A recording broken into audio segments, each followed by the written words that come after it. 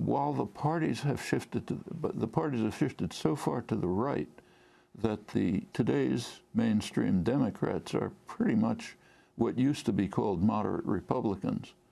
The Republicans are just off the spectrum.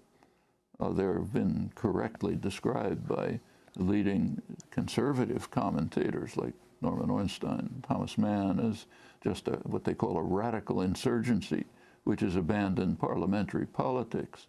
And they don't even try to conceal it.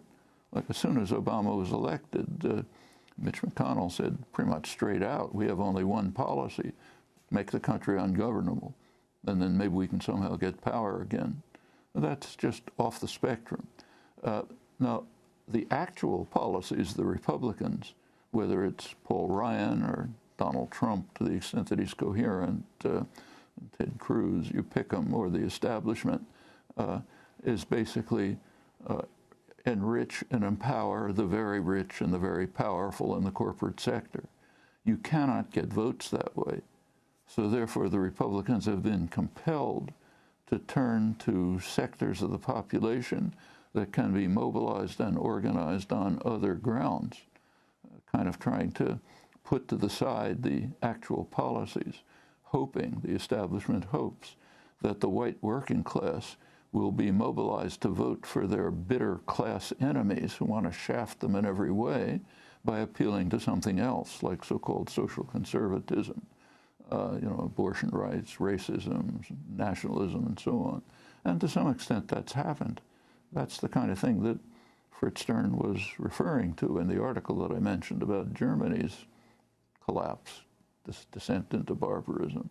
So what you have is a voting base consisting of evangelical Christians, ultranationalists, racists, disaffected, angry, white working class sectors that have been hit very hard, that are, not by third world standards, but by first world standards. We even have the remarkable phenomenon of an increase in mortality among these sectors that just doesn't happen in developed societies.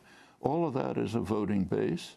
It does produce candidates who terrify the corporate wealthy elite establishment. In the past, they've been able to beat them down. This time, they aren't doing it. And that's what's happening to the so-called Republican Party. We should recognize, if we were honest, we would say something that sounds utterly shocking and no doubt will be taken out of context and lead to hysteria on the part of the usual suspects. But the fact of the matter is that today's Republican Party qualify as candidates for the most dangerous organization in human history, literally.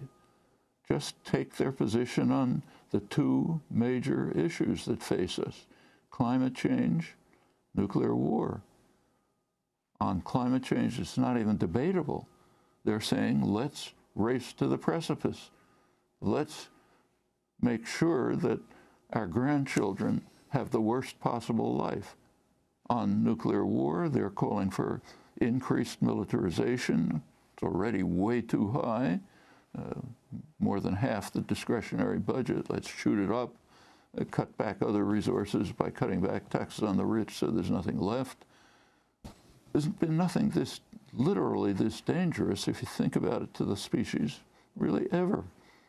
We should face that. Do you